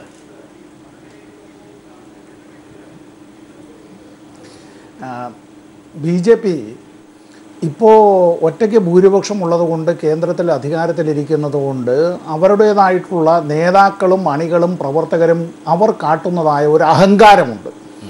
ഞാൻ ആ പദം സഭ്യമായ മലയാളത്തിൽ അതിന് തുല്യമായ വേറെ ഒരു പദമില്ലാത്തത് കൊണ്ട് ഞാൻ ആ പദം ഉപയോഗിച്ചതാണ്. ഈ അഹങ്കാരത്തിൻ്റെ മൂർത്തിഭാവങ്ങൾ എന്നത് കേരളത്തിൽ ഇവർക്ക് ഗ്രാമപഞ്ചായത്തുകളിലോ ബ്ലോക്ക് പഞ്ചായത്തുകളിലോ ജില്ലാ പഞ്ചായത്തിലോ അതല്ല, ഇനി നിയമസഭയിൽ അവർ അക്കൗണ്ട് തുറന്ന് അവരൊരു 10-നപ്പുറത്തേക്ക് പോകുമെന്ന് പറഞ്ഞത് അത് ഒരു സീറ്റായി ആ വിധത്തിൽ അതിൻ്റെ വോട്ട് കച്ചവടത്തിൻ്റെ കഥകളും നമ്മളിപ്പോൾ ഒരു ചർച്ചയിലേക്ക് വരുന്നില്ല. നമുക്ക് പിന്നീട് എന്തായാലും അതും കൂടി എല്ലാം പുറത്തു വരും. ഈ പ്രധാനമന്ത്രിയുടെ പരിപാടി നടപ്പാക്കാനായി ഏതെങ്കിലും പാർട്ടിയെയോ അല്ലെങ്കിൽ പാർട്ടിയുടെ ഭാരവാഹികളെയോ പ്രധാനമന്ത്രിയുടെ ഓഫീസ് ചുമതലപ്പെടുത്തിയിട്ടില്ല എന്നാണ് ഞങ്ങൾ പലരും പ്രധാനമന്ത്രിയുടെ ഓഫീസുമായി ബന്ധപ്പെട്ടപ്പോൾ കിട്ടിയ വിവരം. പക്ഷെ കേരളത്തിന് അത്ഭുതകരമായ ഒരു കാര്യം എന്താണെന്ന് വെച്ചാൽ ഈ പ്രധാനമന്ത്രിയുടെ വിവിധ പരിപാടികൾ നടപ്പാക്കുന്നതിന് വേണ്ടി 5 ലക്ഷം രൂപ വീതം പിരിക്കുന്നതിന് വേണ്ടി കുന്നംകുളം മണ്ഡലം BJP കമ്മിറ്റി അവിടെ ഇങ്ങനെ ഈ വ്യാപാരികൾക്കും വ്യവസായികൾക്കുമെല്ലാം കത്ത് നൽകി എന്നുള്ളൊരു കാര്യമാണ്. ഇത് വേണമെങ്കിൽ പറയാം പിന്നീട് BJPയുടെ ജില്ലാ ഭാരവാഹികൾ പിന്നീട് ഇടപെട്ടു, അവർ മാപ്പ് പറഞ്ഞു എന്നൊക്കെയുള്ള കാര്യങ്ങൾ. അപ്പൊ ഇത് ഈ ആർക്കും ഇത്തരത്തിൽ എവിടെയും പോയി ആരെയും ഭീഷണിപ്പെടുത്താം, പിരിക്കാം, അതിൻ്റെതായ കണക്കുകളൊന്നും കാണിക്കേണ്ടതില്ല എന്നുള്ളത് ഒരു ഭാഗത്ത്. മറ്റൊന്ന് നിങ്ങൾ അറിയേണ്ട കാര്യം, ഒരു തെരഞ്ഞെടുപ്പിൽ നിയമസഭാ തെരഞ്ഞെടുപ്പിൽ ഒരു സ്ഥാനാർത്ഥിക്ക് പരമാവധി വിനിയോഗിക്കാൻ കഴിയുന്ന തുക എത്രയാണ് എന്ന് തെരഞ്ഞെടുപ്പ് കമ്മീഷൻ വ്യക്തമാക്കിയിട്ടുണ്ട്. BJPക്കകത്ത് തന്നെ നടക്കുന്നതായിട്ടുള്ള ചക്കളത്തി പോരാട്ടം എന്നുള്ള ഒരു സാധാരണ മലയാള പദമാണ്, ഞാൻ മറ്റു വിവാദത്തിനൊന്നുമില്ല. ഇവിടെ കേന്ദ്രത്തിൽ നിന്ന് നൽകിയതായ പണം അത് 65 ലക്ഷം 70 ലക്ഷം രൂപയൊക്കെയാണ് ഒരു നിയമസഭാ മണ്ഡലത്തിലേക്ക് കേന്ദ്രത്തിൽ നിന്ന് കിട്ടിയിട്ടുള്ളത്. അത്രേ ഇതിൻ്റെ കണക്കുകൾ പോലും കൊടുത്തിട്ടില്ല എന്ന് പറയുമ്പോൾ മത്സരിക്കുന്നത് ജയിക്കാനല്ല എന്നറിയാം, എന്തായാലും തോക്കും. അങ്ങനെ തോക്കുമെങ്കിൽ പിന്നെ കിട്ടുന്നതായിട്ടുള്ള എല്ലാം തന്നെ ഇരിക്കട്ടെ, പിരിക്കാവുന്നത് പരമാവധി പിരിക്കുക, മുകളിൽ നിന്ന് കിട്ടാവുന്ന പരമാവധി സംഭരിക്കുക, ഇതിൻ്റെ ഒന്നും കണക്കുകളൊന്നും കൊടുക്കേണ്ടതില്ല, ആദായ നികുതി വകുപ്പ് ഇതിനെ സംബന്ധിച്ച് അന്വേഷിക്കേണ്ടതില്ല. 3, ചില BJP നേതാക്കളെങ്കിലും വ്യാപാരികളെയും വ്യവസായികളെയും ഭീഷണിപ്പെടുത്തുന്നത് ഇപ്പം കത്തുകൾ ഉൾപ്പെടെയുള്ള പല കാര്യങ്ങളും. ഇപ്പോൾ എന്താന്ന് പറഞ്ഞാൽ നിങ്ങളെ ആദായ നികുതി വകുപ്പിൻ്റെ റെയ്ഡ് കണ്ടില്ലേ, നിങ്ങൾ എൻഫോഴ്സ്മെന്റ് ഡയറക്ടറേറ്റ് നിങ്ങളുടെ പുറകെ വന്നാലുള്ള സ്ഥിതി എന്താണെന്നുള്ളത്. അല്ല, CBIക്ക് കത്ത് പോകാൻ പോവുകയാണ്, ഇങ്ങനെ പല കാര്യങ്ങളും പറഞ്ഞിട്ടൊക്കെയാണ് ഇവരുടേതായ വിരട്ടലുകൾ നടത്താറുള്ളത്. കേന്ദ്ര ഗവൺമെന്റ് ഓഫീസുകൾ എന്ന് പറഞ്ഞാൽ ഇതെന്തോ ഞങ്ങളുടെ പാർട്ടി ഓഫീസിന്റെ സബ്സിഡറി പോലെയാണ് എന്നുള്ള നിലയിലാണ് അവർ കാണാറുള്ളത്. ഇതിന് കൂടുതലൊന്നും ഉദാഹരണങ്ങളൊന്നും വേണ്ട. കഴിഞ്ഞ നിയമസഭാ തെരഞ്ഞെടുപ്പ് കാലത്ത് പല മണ്ഡലങ്ങളിലും ഈ പ്രധാനമന്ത്രിയുടെ പരിപാടികൾ മാത്രമല്ല കേന്ദ്ര ഗവൺമെന്റിന്റെ ചില പദ്ധതികളുണ്ട്, സ്വച്ഛ ഭാരത്, അത്തരത്തിലുള്ള പല കാര്യങ്ങൾ. ഇതുമായി ബന്ധപ്പെട്ട MP-മാരും MLA-മാരും പഞ്ചായത്ത് മെമ്പർമാരും അടക്കം താഴെ തട്ടുവരെ പോയി വൃത്തിയാക്കലും അത്തരം കാര്യങ്ങളെല്ലാം നടത്തുക. ഒരു രാഷ്ട്രീയ പാർട്ടിക്ക് തെരഞ്ഞെടുപ്പിൽ മത്സരിക്കുന്ന വേളയിൽ അങ്ങനെ കേന്ദ്ര ഗവൺമെന്റിന്റെ ഔദ്യോഗികമായ മുദ്രകളടക്കം ദുരുപയോഗപ്പെടുത്താൻ അധികാരമുണ്ടോ? അത്തരം കാര്യങ്ങളടക്കം അവർ ചെയ്യുകയുണ്ടായി. അവിടം കൊണ്ടും തീരുന്നില്ല. ഇവിടെ കേന്ദ്ര ഗവൺമെന്റിന്റെ ഓഫീസുകൾ പലത് ഞാൻ വളരെ കൃത്യമായി പറയുകയാണ്. തിരുവനന്തപുരത്തെ ചീഫ് ഇൻകം ടാക്സ് കമ്മീഷണറുടെ ഓഫീസിന്റെ പടിക്കൽ പോലും BJP നേതാക്കളുടെ പടവും കാര്യങ്ങളും എല്ലാം വെച്ചുകൊണ്ട് അവരുടെ യാത്രയും മറ്റു കാര്യങ്ങളും ഒക്കെ അതെല്ലാം എടുത്ത് പൊക്കി പിടിക്കുക. ഞാൻ ഇപ്പോൾ ശോഭാ സുരേന്ദ്രൻ ടെലിഫോൺ ലൈനിൽ ചേരുകയാണ്. ശോഭാ സുരേന്ദ്രൻ, ശ്രീമതി ശോഭാ സുരേന്ദ്രൻ, അതായത് ഈ കൃത്യമായൊരു പക്ഷേ ഒരു ആരോപണത്തിൻ്റെ തലങ്ങളിലേക്ക് വരുമ്പോൾ ഓരോ ജില്ലകൾ കേന്ദ്രീകരിച്ചുള്ള ആരോപണങ്ങൾ, കാസർഗോഡ് കാര്യമാണ് പ്രധാനമായും നേരത്തെ സുധീഷ് മിന്നി ചൂണ്ടിക്കാട്ടിയത്. ഇതൊക്കെ പോകുമ്പോൾ ഇനിയും ഒരു പക്ഷേ പല ആരോപണങ്ങളും പല അഴിമതിയുടെ കഥകൾ പുറത്തേക്ക് വരാനിരിക്കുന്നു. ഇതിൻ്റെയൊക്കെ ധ്വനിയാണോ ഇത്? ഈ സുധീഷ് മിന്നി എന്ന് പറയുന്നവൻ ഭ്രാന്തനാണ്. അവനെ സംബന്ധിച്ച് അവൻ RSSന്റെ പ്രചാരകനാണ് എന്ന് പറഞ്ഞ് കഴിഞ്ഞ കുറെ നാളുകളായി കേരളത്തിൽ ചർച്ച നടത്തിക്കൊണ്ടിരിക്കുകയാണ്. ഞാൻ ഇന്നലെ പയ്യന്നൂരിൽ വെച്ച് പ്രസംഗിക്കുകയുണ്ടായി. BJPയുടെ ഉത്തരവാദിത്തപ്പെട്ട സംസ്ഥാന ജനറൽ സെക്രട്ടറി എന്നുള്ള രീതിയിൽ സുധീഷ് മിന്നിയോട് ഞാൻ പറയാൻ ആഗ്രഹിക്കുന്നു, ഇത്തരത്തിലുള്ള വേഷം കെട്ടുമായി കേരളത്തിന്റെ പൊതുവീതിയിൽ BJPക്കെതിരെ ഇല്ലാത്ത കള്ളക്കഥകൾ ചമച്ച് ഇങ്ങനെ മുന്നോട്ട് പോകാനാണ് ഭാവമെങ്കിൽ അവന്റെ കാരണക്കുറ്റി അടിച്ചു പൊളിക്കാൻ തന്റെ ഇടമുള്ള സ്ത്രീകൾ ഈ പാർട്ടിക്കകത്തുണ്ട് എന്ന് അവനെ ബോധ്യപ്പെടുത്തുകയാണ്. എവിടെ നിന്നാണോ PK കൃഷ്ണദാസ് 1 കോടി രൂപ വാങ്ങിയത്?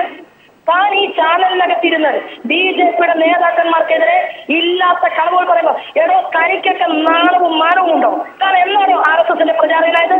താൻ എന്നാണോ RSSൽ പ്രചാരക പ്രവൃത്തി ചെയ്തിട്ടുള്ളത്? 13 വയസ്സ് മുതൽ സംഘടനാ പ്രവർത്തനത്തിൽ വന്ന ആളാണ് ഞാൻ. 10 വർഷം RSSന്റെ മുഴുവൻ സമയ പ്രവർത്തകയായിരുന്നു ABVPയുടെ ബാലഗോകുലത്തിന്റെ. താൻ എന്നാണോ പ്രചാരകനായി പ്രവർത്തിച്ചിട്ടുള്ളത്? RSS എന്ന് പറയുന്ന മഹാപ്രസ്ഥാനത്തിൽ ഒരു നിമിഷം പോലും പ്രവർത്തിക്കാത്ത താൻ ഈ പ്രസ്ഥാനത്തിന് അവമതിപ്പുണ്ടാക്കുന്ന രീതിയിൽ ഇല്ലാത്തത് പ്രചരിപ്പിച്ചുകൊണ്ട് ഞാൻ പ്രചാരകനായിരുന്നു എന്ന് പറഞ്ഞ് വേഷം കെട്ടുമായി നീ പൊതുവീതിയിൽ ഇറങ്ങിയാൽ വഴി നടക്കില്ല എന്ന് പറയാൻ വേണ്ടിയിട്ടാണ് ഞാൻ ഈ പ്രതികരണം ചോദിച്ചു വാങ്ങിയത്. യെസ് യെസ് ശോഭ ദയവായി തുടരുക. മിന്നിക്ക് കൂടി പറയാനുള്ളത് കേൾക്കണം. സുധീഷ് മിന്നി, അതായത് കരണക്കുറ്റി അടിച്ച് പുറത്തേക്ക് ഇറങ്ങിയാൽ അടിച്ച് പൊട്ടിക്കും. അതായത് എന്ത് തെളിവാണ് താങ്കളുടെ കയ്യിൽ കൃഷ്ണദാസിനെതിരെ ഉന്നയിക്കാൻ, 1 കോടി വാങ്ങിയെന്ന് ഉന്നയിക്കാനുള്ള തെളിവ് എന്താണ് എന്നാണ് ശോഭ ചോദിക്കുന്നത്.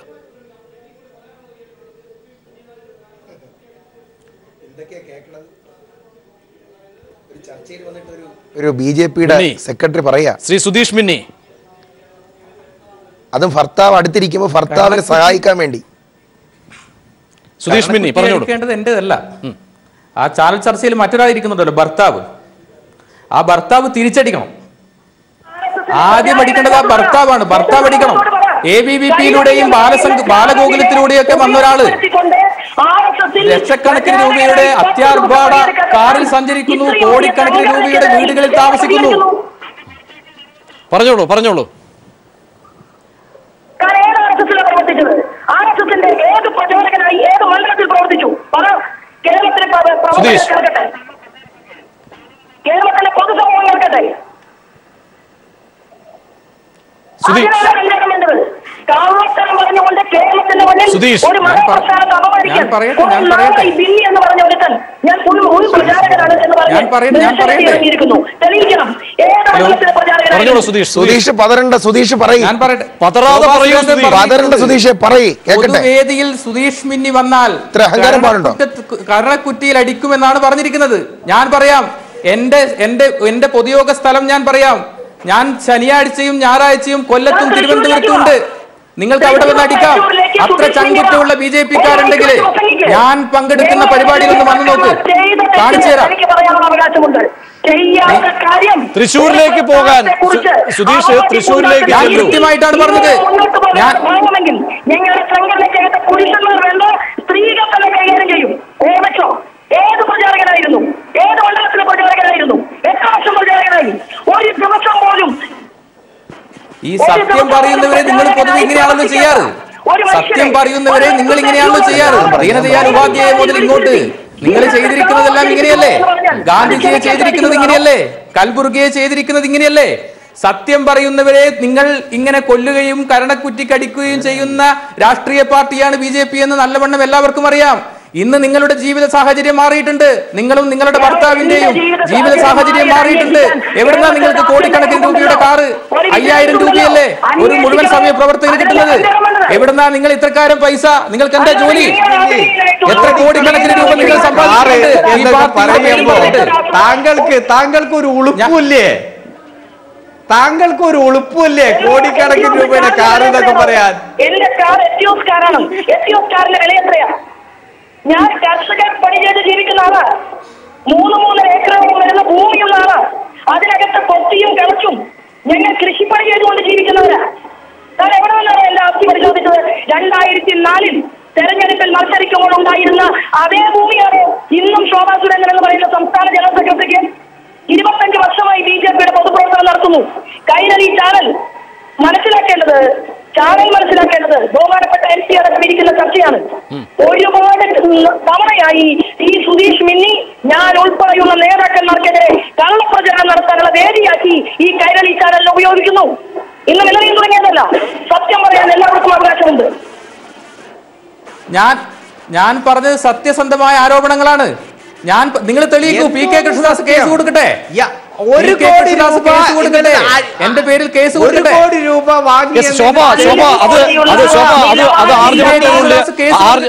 ശ്രീമതി ശോഭ സുരേന്ദ്രൻ, അതായത് അങ്ങനെയെങ്കിൽ കൃഷ്ണദാസോ നിങ്ങളോ എന്തുകൊണ്ട് സുധീഷിനെതിരെ കേസ് ഫയൽ ചെയ്യുന്നില്ല?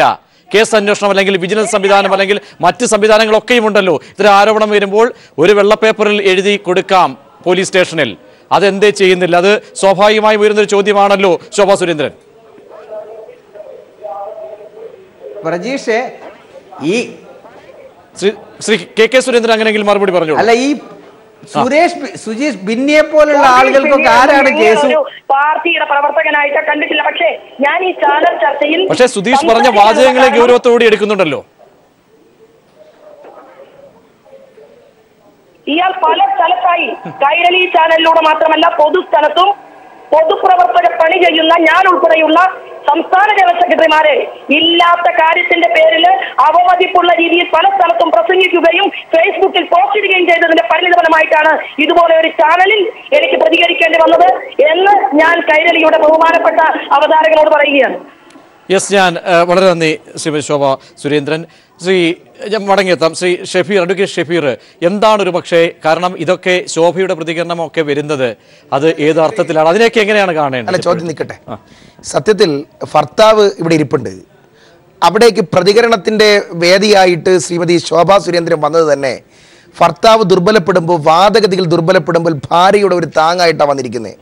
പറഞ്ഞ ഭാഷയുണ്ടല്ലോ, കോൺഗ്രസ്സുകാരനായിട്ടുള്ള എനിക്ക് തന്നെ സത്യത്തിൽ പിടിച്ചിട്ടില്ല. ആ ഭാഷയുണ്ടല്ലോ. നിക്ക് സുരേന്ദ്ര, നിക്ക്. നിലവാരമില്ലാത്ത രീതിയിലേക്ക് നിങ്ങളെ നിലവാരം ഒന്നും പഠിപ്പിക്കണ്ട. നിങ്ങളുടെ ഭാര്യയുടെ നിലവാരം ഇപ്പൊ ജനം കണ്ടോണ്ടിരിക്കുക.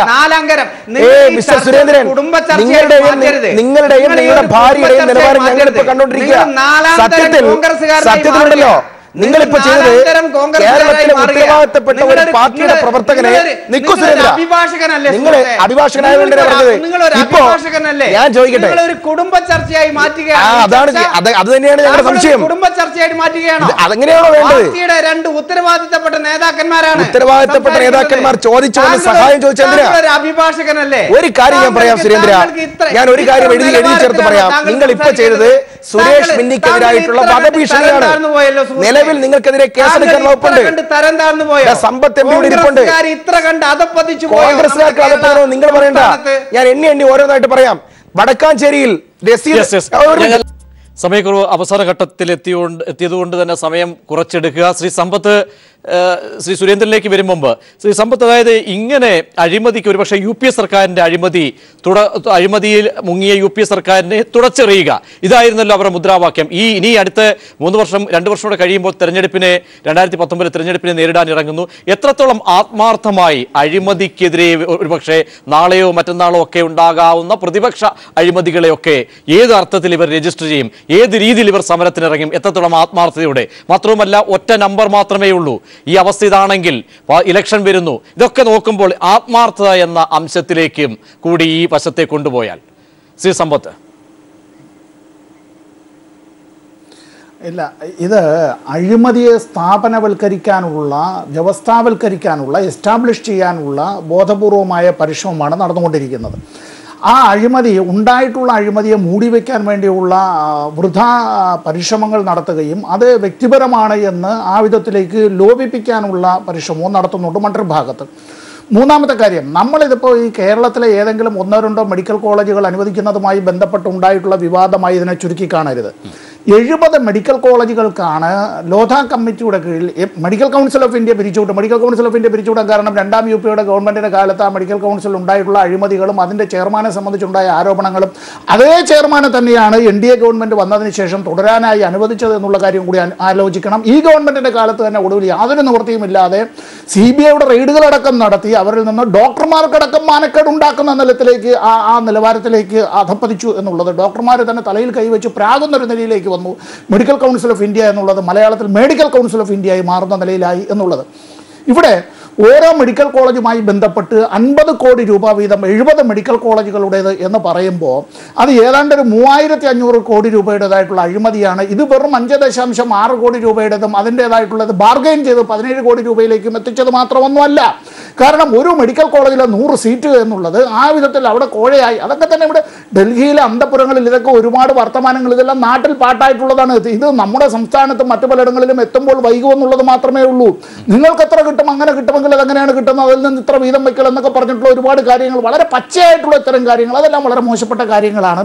ഇവിടെ ഇതുമായി ബന്ധപ്പെട്ടിട്ടുള്ളത് വലിയ അഴിമതികളാണ്. ഇതെല്ലാം ഏതെങ്കിലും ഒരു വ്യക്തിയിലേക്ക് മാത്രമായി കൊണ്ടെത്തിച്ച് ഒരാളെ മാത്രം ആ വിധത്തിൽ ക്രൂശിക്കുന്നത് ശരിയല്ല. 2, നമ്മൾ ഇത്തരത്തിലുള്ള ചർച്ചകൾ നടക്കുമ്പോഴത്തേക്ക് അത്തരം കാര്യങ്ങളിലെല്ലാം നമ്മളൊരു മാന്യമായ അത്തരം കാര്യങ്ങളെല്ലാം പറയുക. ഒരാൾ അപകീർത്തികരമായ പരാമർശം നടത്തിയിട്ടുണ്ട് എങ്കിൽ ആ പരാമർശവുമായി ബന്ധപ്പെട്ട് ഉള്ള കാര്യങ്ങളിൽ അപകീർത്തികരമായ ഡിഫമേഷൻ കേസ് കൊടുക്കാമല്ലോ അത്തരം കാര്യങ്ങളെ സംബന്ധിച്ച്. ഇനി ഇത്തരത്തിലുള്ള എന്തെങ്കിലും കാര്യങ്ങളിൽ പറഞ്ഞതിൽ ദേഷ്യം, ഇതാ ശ്രീ PV ചന്ദ്രനും MP വീരേന്ദ്രകുമാറിനും എതിരായി കേസ് കൊടുക്കൂ. അതല്ല ഇവിടെ ജേക്കബ് മാത്യുവിനും മാമൻ മാത്യുവിനും എതിരായിട്ട് ഇവിടെ ഈ വിധത്തിൽ മലയാള മനോരമയ്ക്കെതിരായി കേസ് കൊടുക്കൂ. അതല്ല ഇനി KJ തോമസ് സഖാവ് KJ തോമസിനെതിരായും അതുപോലെ തന്നെ പിന്നെ ഈ നമ്മുടെ MV ഗോവിന്ദൻ മാഷക്കുമെതിരായിട്ട് കേസ് കൊടുക്കൂ. ഇങ്ങനെ ഈ ഇവിടെ ഡൽഹിയിൽ പുറത്തിറങ്ങിയിട്ടുള്ള പത്രങ്ങൾ, ഇന്ത്യൻ എക്സ്പ്രസ് അടക്കം, ഹിന്ദു അടക്കമുള്ള പത്രങ്ങൾ, ആ പത്രക്കാർക്കെതിരായിട്ടെല്ലാം കേസ് കൊടുക്കൂ. ആരെങ്കിലും പ്രസംഗിച്ചാൽ, ആരെങ്കിലും എന്തെങ്കിലും പറഞ്ഞാൽ ആ പറഞ്ഞതിൽ ഒരു പക്ഷേ ക്ഷോഭമുണ്ടാവുന്ന കാര്യമുണ്ട് എങ്കിൽ പോലും നമുക്ക് പറയാനുള്ള കാര്യങ്ങൾ നമ്മൾ പറയുക. അതിന് ഈ കരണക്കുറ്റി അടിച്ചു പൊട്ടിക്കും എന്നൊക്കെ പറഞ്ഞിട്ടൊക്കെ ഉള്ളത്. ചർച്ചകളിൽ പങ്കെടുത്തപ്പോൾ ഞാൻ ഉൾപ്പെടെയുള്ള MP-മാരോട് പറഞ്ഞൊരു കാര്യമുണ്ട്. BJPയുടെ ഒരു നേതാവ്, നിങ്ങൾ ആരും ഡൽഹിയിൽ ഇറങ്ങി നടക്കില്ല, കാണിച്ചു തരാമെന്നുള്ള നിലയിലേക്ക്. രാജ്യം നമ്മുടെ എല്ലാം വകയാണ്. ഇതെല്ലാം ഈ ഞങ്ങൾ ആരെങ്കിലും ചോദ്യം ചെയ്താൽ ചോദ്യം ചെയ്യുന്നവരുടെ എല്ലാം കരണക്കുറ്റി അടിച്ചു പൊട്ടിക്കും. നിങ്ങൾ ആരും ഇറങ്ങി നടക്കില്ല, 2 കാലിൽ നടക്കില്ല, കാണിച്ചു തരാം എന്നൊക്കെ പറയുന്ന അതൊക്കെ ഒരു മോശപ്പെട്ട ഒരു പ്രവണതയാണ്. നമ്മളൊരു ചർച്ചകളിൽ ഒരിക്കലും മാന്യതയാണ്. ശ്രീ KK സുരേന്ദ്രൻ, അതായത് അധികാരത്തിന്റെ ഒരു അംശം മാത്രമേ ഒരു പക്ഷേ കേരളത്തിൽ നിങ്ങൾക്ക് അതിന്റെ അടുത്ത് പോലും എത്താൻ കഴിഞ്ഞിട്ടില്ല. ഒരു സീറ്റ്, ആ സീറ്റ് എങ്ങനെ കിട്ടിയെന്നും ഒരു പക്ഷേ അതിന്റെ ഏത് സാഹചര്യത്തിൽ രാജേട്ടൻ മത്സരിച്ച സ്ഥലത്ത് അതിനും അപ്പുറത്തേക്ക് ഒന്നും ആയിട്ടില്ലാത്തൊരു പാർട്ടി എങ്ങനെ ആത്മാർത്ഥതയോടുകൂടി കേരളത്തിലെ ജനങ്ങളെ നിങ്ങൾ തലയുയർത്തി സമീപിക്കും? കേരളത്തിലെ ജനങ്ങളെല്ലാം മനസ്സിലാക്കിയിരിക്കുന്നു. സാധാരണ പ്രവർത്തകർ, കേവലമുള്ള പ്രവർത്തകർ, അവരൊക്കെയും ഈ നേതാക്കന്മാരുടെയൊക്കെ തന്നെ ചരിത്രം കൂടി പരിശോധിക്കുന്ന തലത്തിലേക്ക് എത്തിയിട്ടുണ്ടെങ്കിൽ എന്ത് ആത്മാർത്ഥതയോടുകൂടി നിങ്ങൾ എന്തായാലും രാഷ്ട്രീയമാണല്ലോ, ജനങ്ങളുടെ ജനവിധിയാണ്, അതിനോട് നിങ്ങൾ അതിന്റെ അരികിലേക്ക് എങ്ങനെ എത്തും ശ്രീ സുരേന്ദ്രൻ?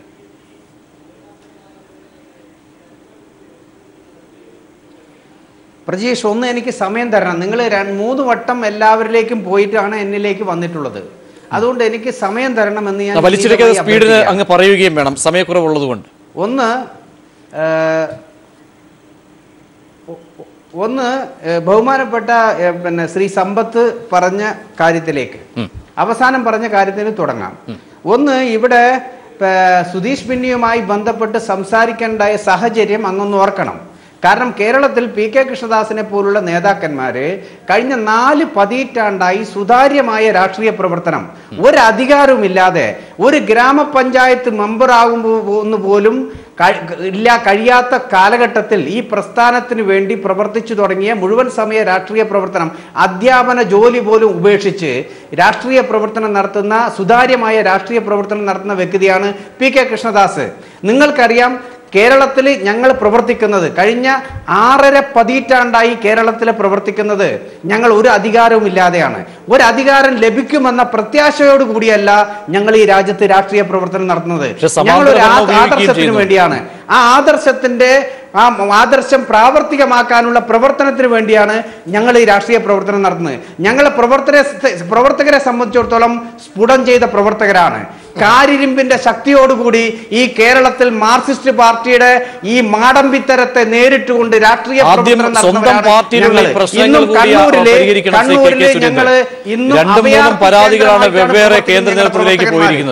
സ്വന്തം നാട്ടിൽ ഞാനൊന്ന് പറയട്ടെ പ്രജീഷ്,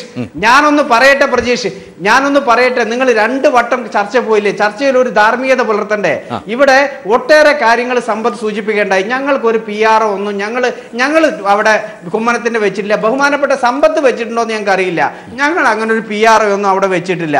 ഞങ്ങൾ അക്കൗണ്ട് ഒക്കെ ഞങ്ങൾ സുതാര്യമാണ്. ഞങ്ങളുടെ പാർട്ടിക്കകത്ത് CPM പോലെയല്ല. CPM-നെ സംബന്ധിച്ചിടത്തോളം ഒരു ഫാസിസ്റ്റ് സമീപനമാണ്. നമുക്കറിയാം, VS അച്യുതാനന്ദൻ ബഹുമാനപ്പെട്ട സമ്പത്തിനോട് ചോദിക്കുന്നു, എത്ര കത്ത് എഴുതി CBI പൊളിറ്റ് ബ്യൂറോക്ക്? എന്ത് ചർച്ചയാണ് നിങ്ങൾ അവിടെ നടത്തിയത്? അതല്ലല്ലോ ശ്രീ സുരേന്ദ്രൻ, അതായത് ചർച്ച ഞാൻ പറഞ്ഞത് ഇവിടുത്തെ വിഷയം അഴിമതി, കൊടിയ അഴിമതി, അധികാര ദുർവിനിയോഗം, അതിനെന്ത് നടപടി? അത് പാർട്ടി കമ്മീഷൻ അന്വേഷിച്ചാൽ മതിയോ? അതിന് മറുപടി പറയൂ. പ്രജീഷെ, ഞാൻ വെല്ലുവിളിക്കുന്നു. ഞാൻ സമ്പത്തിനെ ഇരുത്തിയിട്ട്, സമ്പത്ത് കേരളത്തിലെ പ്രഗത്ഭനായ ഒരു രാഷ്ട്രീയ നേതാവാണല്ലോ, സമ്പത്തിനെ ഇരുത്തിയിട്ട് ഞാൻ വെല്ലുവിളിക്കുന്നു. പൊതുസംവാദത്തിന് ഭാരതീയ ജനതാ പാർട്ടി അഴിമതിയെ കുറിച്ച് പൊതുസംവാദത്തിന് കേരളത്തിൽ തയ്യാറാ? CPM തയ്യാറല്ലോ?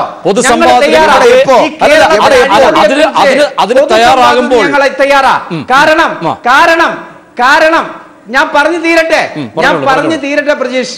അതായത് കാരണം ഈ മെഡിക്കൽ അഴിമതിയുമായി ബന്ധപ്പെട്ട് കേരളത്തിൽ ഭാരതീയ ജനതാ പാർട്ടിയെ തകർക്കാമെന്ന വ്യാമോഹത്തോടു കൂടി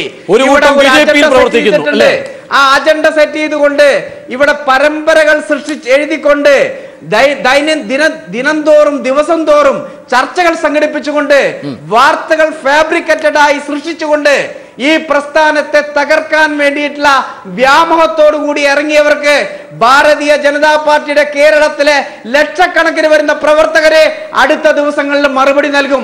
കേരളത്തിലെ ഭാരതീയ ജനതാ പാർട്ടിയെ കേരളത്തിലെ ബഹുജനങ്ങൾക്കറിയാം. ശ്രീ പ്രവീണ്, എന്തായാലും ഇതൊരു രാഷ്ട്രീയ വിഷയമായി മാറിയിട്ടുണ്ടെങ്കിൽ ഈ കേന്ദ്ര നേതൃത്വം നമുക്ക് അനുമാനിക്കാൻ കഴിയുന്നതാണ്. കാരണം ഒരു അഴിമതി വിരുദ്ധ നിലപാട് എന്ന തരത്തിലേക്ക് ഊറ്റം കൊണ്ടുപോകുമ്പോൾ ഇത് കാരണം ലോക്സഭയിലടക്കം സമ്പത്തിനെ പോലെയുള്ള എംപിമാർ ഈ വിഷയം ഉന്നയിക്കുന്നു. ആ ഉന്നയിച്ച് വലിയൊരു രാഷ്ട്രീയ വിഷയമായി മാറ്റുമ്പോൾ അതിനപ്പുറത്തൊരു നിയമവശവും കൂടി നമ്മൾ കാണുമല്ലോ. ഈ രണ്ട് വശങ്ങളെ കൂടി ചിന്തിക്കുമ്പോൾ വളരെ ചുരുക്കി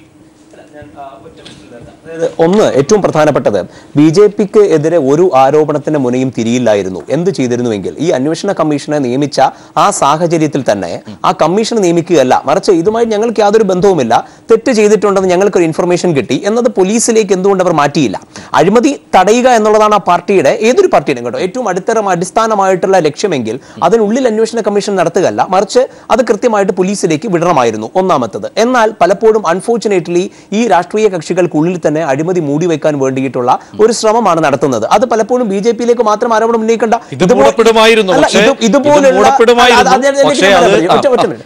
ഇതുപോലുള്ള വിഷയത്തിലേക്ക് ഇതിനു മുമ്പ് ഈ പറയുന്ന വിഷയത്തിൽ ഡിഫൻസിൽ ഷഫീറും ഇവിടെ ഇരുന്നിട്ടുണ്ട്, ഇതിനേക്കാൾ വലിയ അഴിമതിയിൽ ഷഫീറും ഇവിടെ ഇരുന്നിട്ടുണ്ട്.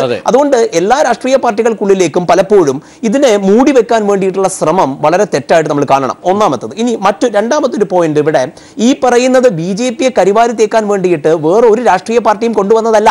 കാരണം രണ്ട് കാര്യങ്ങൾ നോക്കൂ, ബി.ജെ.പിയുടെ തന്നെ നേതാക്കൾ നടത്തിയ അന്വേഷണ കമ്മീഷൻ റിപ്പോർട്ട്, അത് അവർ തന്നെ പുറത്തേക്ക് വിട്ട റിപ്പോർട്ട്, അത് അവരുടെ തന്നെ അല്ലെങ്കിൽ അവരുടെ ഒരു എംപിയുടെ തന്നെ ഓണർഷിപ്പിൽ ഇരിക്കുന്ന ഒരു ചാനലിലൂടെ പുറത്തേക്ക് വന്നു കഴിയുമ്പോൾ ഇത് മറ്റൊരു രാഷ്ട്രീയ പാർട്ടിയിലുള്ള ആൾക്കാർ ബി.ജെ.പിയെ കേരളത്തിൽ അടിച്ചമർത്താൻ വേണ്ടിയിട്ട് കൊണ്ടുവന്നതാണെന്ന് എങ്ങനെ പറയാൻ കഴിയും? ഇനി ഒരു പോയിന്റ് കൂടെ പറയാതിരിക്കുന്ന, എനിക്കത് അതുകൊണ്ടൊന്ന് ഞാൻ സൂചിപ്പിച്ചോട്ടെ. ഇപ്പോൾ ശ്രീ സുധീഷ് മിന്നി പറഞ്ഞ ആരോപണമുണ്ടല്ലോ, എനിക്ക് വ്യക്തിപരമായിട്ടുള്ള എൻ്റെ ഒരു സ്ട്രോങ് ആയിട്ട് ഞാൻ വിശ്വസിക്കുന്ന ഒരു കാര്യമാണ്. നോക്കൂ, നമുക്ക് പരസ്പരം അങ്ങോട്ടും ഇങ്ങോട്ടും വ്യക്തിപരമായി സംസാരിക്കുമ്പോൾ കേട്ടുകേൾവികളെ കുറിച്ച് നമുക്ക് സംസാരിക്കാം, അല്ലെങ്കിൽ അങ്ങോട്ടും ഇങ്ങോട്ടും നമുക്ക് ആരോപണങ്ങൾ ഉന്നയിക്കാം. ഞാനും പ്രതീക്ഷയും കൊണ്ട് വ്യക്തിപരമായി സംസാരിക്കുമ്പോൾ നമുക്ക് ചെയ്യാം. പക്ഷെ ഒരു ചാനൽ ചർച്ച വളരെ റെസ്പോൺസിബിൾ ആയിട്ടുള്ള ഒരു പ്ലാറ്റ്ഫോം ആയിട്ടാണ് ഞാൻ വിശ്വസിക്കുന്നത്. അത്തരത്തിലുള്ള ഒരു പ്ലാറ്റ്ഫോമിൽ ഒരു രാഷ്ട്രീയ നേതാവിനെതിരെ ഒരു കോടിയുടെ ഭാഷയെക്കുറിച്ചല്ല, ഒരു കോടി രൂപയുടെയൊക്കെ ഒരു ആരോപണം ഉന്നയിക്കുന്ന സമയത്ത് പൊതുരംഗത്ത് നിൽക്കുന്ന ആർക്കെതിരെ ഉന്നയിക്കുമ്പോഴായാലും അതിനുള്ളിൽ സബ്സ്റ്റാൻഷിയേറ്റ് ചെയ്യാൻ കഴിയുന്ന എന്തെങ്കിലും ഒരു വിവരം അങ്ങനെ ഉണ്ടോ എന്ന് തീർച്ചയായും സുധീഷ് മിന്നിയിലേക്ക് നമുക്ക് ചോദിക്കേണ്ടതുണ്ട്. പൊതുജനവും ഒരു പക്ഷേ ആഗ്രഹിക്കുന്നതായിരിക്കും. ചർച്ചയിലേക്ക് എത്തുമ്പോൾ 2 മിനിറ്റ് അവശേഷിക്കുന്നു. മിന്നി ചുരുങ്ങിയ വാക്കുകളിൽ ഇവിടെ പ്രവീൺ ചോദിച്ചതും ശോഭാ സുരേന്ദ്രൻ ആവർത്തിച്ച് ചോദിച്ചതിനും അതിന് മറുപടി തെളിവാണ് അതിനകത്ത് പ്രധാനമായും ഉന്നയിക്കുന്നത്. സുധീഷ് കേൾക്കാമെങ്കിൽ. അല്ല, ഞാൻ വ്യക്തമായ തെളിവോട് കൂടി തന്നെയാണ് ഞാൻ പറഞ്ഞത്. സ്വാഭാവികമായിട്ടും ഇത് ഇവര് സംസാരിക്കാൻ അനുവദിക്കില്ല എന്ന് വെച്ചാൽ ഞാനെന്താ ചെയ്യാ? സുരേന്ദ്രൻ, നീ നിർത്ത്. സംസാരിക്കാൻ അനുവദിക്കില്ല എന്ന് വെച്ചാൽ എന്താ ചെയ്യാ? സുഹൃത്തെ, ഈ ഭ്രാന്തന്മാരെയൊക്കെ ഈ ചാനൽ ചർച്ചയിൽ നിങ്ങൾ ആദ്യം ഞാൻ സംസാരിക്കുന്ന മുഴുവൻ കേൾക്ക്. അല്ല, തെളിവ് എവിടെ? നിങ്ങൾ പറയുന്നുണ്ടല്ലോ സുരേന്ദ്രൻ, നാക്കുകൊണ്ട് പറയുന്നതല്ല സുരേഷ് പിന്നി. തെളിവ് കാണിക്കലാണ്. എനിക്ക് പിണറായി വിജയനെതിരെ ആരോപണം ഉന്നയിക്കാം, ബഹുമാനപ്പെട്ട സമ്പത്തിനെതിരെ ആരോപണം ഉന്നയിക്കാം. സമ്പത്തിനെതിരെ ഞാൻ ആരോപണം ഉന്നയിച്ചാൽ എന്തായിരിക്കും സ്ഥിതി? സത്യത്തിൽ ശോഭാ സുരേന്ദ്രൻ പറഞ്ഞ ഭ്രാന്തൻ ആരാണെന്ന് ഇപ്പോൾ മനസ്സിലായി. ഞാൻ പറയുന്നത് മുഴുവൻ കേൾക്കൂ. പ്രേക്ഷകർക്ക് മുഴുവൻ ബോധ്യപ്പെട്ടു. വ്യക്തമായ തെളിവോട് കൂടിയാണ് ഞാൻ പറഞ്ഞത്. വ്യക്തമായ തെളിവോട് കൂടിയാണ് ഞാൻ പറഞ്ഞത്. പ്രേക്ഷകർക്ക് അല്ലാതെ സാധാരണ പറഞ്ഞതല്ല. ഞാനത് അടിയുറച്ചു നിൽക്കും. നിങ്ങൾ പറയുന്നു പി.കെ. കൃഷ്ണദാസ് അധ്യാപനം ഒഴിവാക്കി രാഷ്ട്രീയ പ്രവർത്തനം നടത്തുന്നു, നിങ്ങൾ എല്ലാവരും മുഴുവൻ സമയ പ്രവർത്തകരായി ജീവിക്കുന്നു. ഞാൻ ചോദിക്കട്ടെ, എങ്ങനെയാണ് 50 ലക്ഷം രൂപ അമൃത മെഡിക്കൽ കോളേജിൽ മകൾക്ക് സീറ്റ് 50 ലക്ഷം രൂപ കൊടുത്തു ഈ വ്യവസായി? എവിടെന്നാ? വ്യക്തമായ എവിഡൻസോട് കൂടി തന്നെയാണ് പറയുന്നത്. മെഡിക്കൽ കോളേജിൽ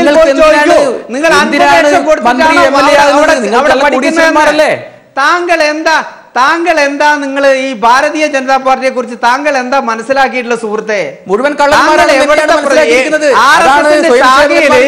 ഒരു ദിവസം മുഴുവൻ ആളുകളും കള്ളന്മാരാണ് അമൃത കോളേജിൽ 50 ലക്ഷം രൂപ കൊടുത്തു പറഞ്ഞാൽ അമൃത കോളേജ് 50 ലക്ഷം വാങ്ങി വെക്കുന്ന കോളേജ് ഇട്ടിരിക്കുന്നു. കേരളത്തിലെ ഏറ്റവും വലിയ ജോലി വാങ്ങിച്ചു തരാമെന്ന് അവസാന സമയം കുറവുണ്ട്. ശ്രീ സമ്പത്ത്, ചുരുങ്ങി ഒരു 20 സെക്കൻഡിൽ, കാരണം ആത്മാർത്ഥയോടുകൂടി കുറ്റവാളികൾ ഒരാൾ പോലും രക്ഷപ്പെടരുത് എന്ന ആത്മാർത്ഥ എല്ലാവർക്കും ഉണ്ടെങ്കിൽ എങ്ങനെ ഈ കാര്യത്തെ വരും ദിവസങ്ങളിൽ രാഷ്ട്രീയ വിഷയം കൂടിയായി ഏറ്റെടുത്തുകൊണ്ട് നിങ്ങൾ മുന്നോട്ട് പോകും? പ്രതിപക്ഷ കക്ഷികൾ സഭയിലടക്കം അമൃത വിദ്യാലയത്തിൽ താങ്കൾ ഇപ്പൊ ആരോപണം ഉന്നയിച്ചത് 50 ലക്ഷം രൂപ. സമ്പത്ത് എന്റെ ചോദ്യം കേട്ട് കാണും. ചുരുങ്ങിയ ഒരു 20 സെക്കൻഡിൽ മറുപടി തന്നാൽ. നമ്മൾ അല്ല പ്രജീഷേ, ഇത് വിശദമായ അന്വേഷണം നടക്കേണ്ടതാണ്. കേരളത്തിൽ എന്തായാലും ഈ ഒരു കാര്യത്തെക്കുറിച്ച് വാർത്ത വന്നതിൻ്റെ അടിസ്ഥാനത്തിൽ അവിടെ വിജിലൻസ് അന്വേഷണത്തിന് ഉത്തരവായി എന്നറിഞ്ഞു. ആ അന്വേഷണം അത് പുരോഗമിക്കട്ടെ. BJP ഇക്കാര്യത്തിൽ സ്വയം പരിശോധന പാർട്ടിക്കുള്ളിൽ നടത്തുന്നത് എന്തായാലും അത് അവർക്ക് മാത്രമല്ല പൊതുസമൂഹത്തിന് നല്ലതാണ്. പക്ഷെ അഴിമതി മൂടിവെക്കാനായി ശ്രമിക്കരുത്. ഇത് കേരളത്തിൽ മാത്രമായി ഒതുങ്ങുന്നതായ ഒരു അഴിമതിയല്ല. മെഡിക്കൽ വിദ്യാഭ്യാസ രംഗത്തെ അർബുദം പോലെ ഈ അഴിമതി പടർന്നു പിടിച്ചാൽ ഈ രാജ്യത്തെ വിദ്യാഭ്യാസ വ്യവസ്ഥയുടെയും മെഡിക്കൽ വിദ്യാഭ്യാസ രംഗത്തിന്റെയും മെഡിക്കൽ രംഗത്തിന്റെയും അവസ്ഥ വളരെ ദുര്യോഗകരമാവും. ഞാൻ തുടക്കത്തിലേ പറഞ്ഞതുപോലെ ഈ അഴിമതിയെ വ്യവസ്ഥാപിതമാക്കാൻ വേണ്ടിയുള്ള ശ്രമമാണ് BJP നടത്തുന്നത്. ഇവിടെ വൻ ഷാവുകൾ രക്ഷപ്പെടുകയും നേതാക്കൾ എല്ലാവരും തന്നെ രക്ഷപ്പെടുകയും ചില ആളുകൾ മാത്രം ഇവിടെ ആണിയടിക്കപ്പെടുകയും അതിന് ഇടയാക്കരുത്, ഇടവരുത്തരുത് എന്ന തരത്തിലുള്ള പ്രവർത്തനങ്ങളും സമ്പത്തിന്റെ ഭാഗത്ത് നിന്ന് പാർട്ടി ഒരു സെക്കൻഡ് കാരണം നീക്കാൻ സമയമില്ലാത്തതുകൊണ്ട് നമ്മുടെ മെഡിക്കൽ കോളേജ് അഴിമതി, അതുപോലെ തന്നെ ഈ ജന ഔഷധി ഷോപ്പുകൾ എടുത്ത അഴിമതി, പട്ടാളത്തിലേക്ക് ആളിനെ ചേർക്കാമെന്ന് പറഞ്ഞുകൊണ്ട് വടകരയിലെ രാജൻ നടത്തിയ അഴിമതി, ഇവിടെ ഇവിടെ ടെക്നോ പാർക്കിലെ തേജസ്വിനി എന്ന് പറയപ്പെടുന്ന ബിൽഡിങ്ങിന് നികുതി കുറച്ചു കൊടുത്തതുകൊണ്ട് സിമി ജ്യോതിഷ് നടത്തിയതായിട്ട് പറയപ്പെടുന്ന അഴിമതി, ഹവാലയിലെ 5 കോടി രൂപയുടെ അഴിമതി, വ്യാജ രസീതിനെ സംബന്ധിച്ച്